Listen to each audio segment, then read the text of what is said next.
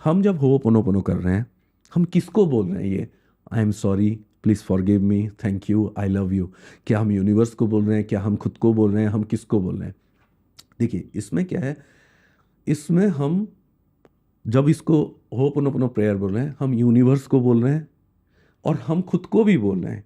और हम किसी लाइफ के किसी एरिया के लिए अगर कर रहे हैं तो हम उस एनर्जी को भी हम बोल सकते हैं। जैसे अगर मनी हमारा स्टक है तो हम मनी एनर्जी के लिए कर सकते हैं।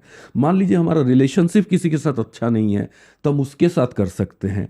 मान लीजिए हमारा हेल्थ ठीक नहीं है बॉडी का, तो हम बॉडी के लिए, हेल्थ के लिए भी होपोनोपोनो कर सकते हैं। तो अगर आप जिस उस एनर्जी को हील करने की कोशिश कर रहे हैं जी इसेंशियली, जी। और जब हम होपोनोपोनो कर रहे हैं, हम खाली हीलिंग नहीं कर रहे हैं, हम उसको अनब्लॉक करके फ्लो के लिए इनवाइट कर रहे हैं।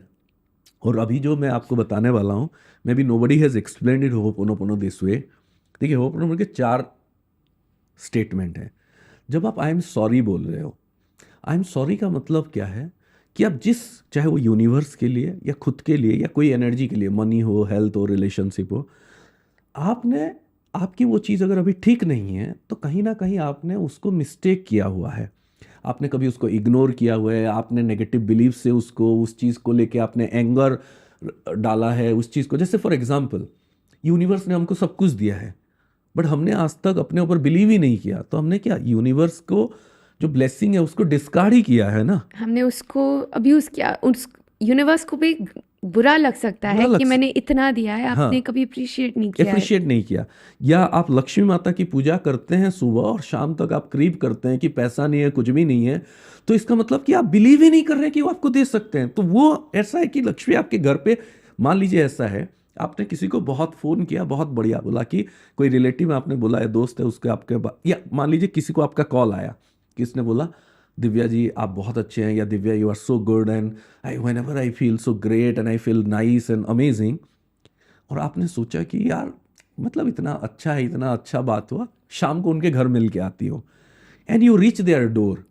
एंड जब आप डोर पे पहुंचते हो और अंदर आप क्या सुनते हो, वो लोग बात कर रहे हैं, अरे दिव्या तो आती ही नहीं है, कितना भी बुलाओ कुछ भी होता है, वो तो बात ही नहीं करते, सुनती नहीं, तो क्या आप जाओगे?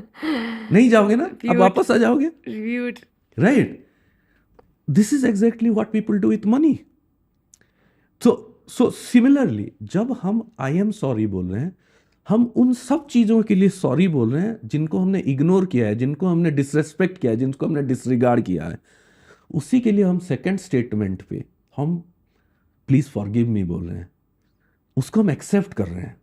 First we recognize that we have done all the negativity, we have disrespected. Second, हम उसको एक्सेप्ट कर रहे हैं, मान रहे हैं कि हाँ मेरे से गलती हुई, इसीलिए प्लीज़ फॉरगिव मी, आप मुझे माफ़ कर दो, क्षमा कर दो, राइट? तो ये फर्स्ट जो पार्ट, दोनों पार्ट है, ये पार्ट है हीलिंग के लिए। ये फर्स्ट 2 पार्ट आपको हील कर रही है पहले, कि आपने एक्सेप्ट किया और आपने उसको माना कि गलती हुई मेरे से। अब जो 2 पार्ट है वो फ्लो के लिए है।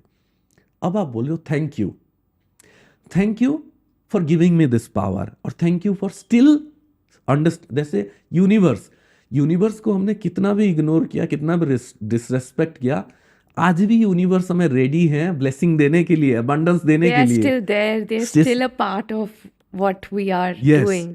या फिर जब आप खुद के लिए करते हो तो भी आपने पहले अपने आप को आई एम सॉरी बोला, क्योंकि आज तक दिव्या ने, जब भी दिव्या के ऊपर डाउट किया है, जब भी दिव्या ने खुद को छोटा समझा है, जब भी दिव्या ने खुद को मतलब नेगेटिव बनाया है, उसके लिए दिव्या ने सबसे पहले खुद को सॉरी बोला।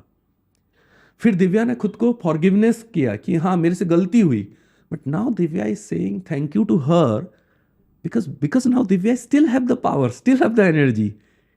So then we say the last part, I love you.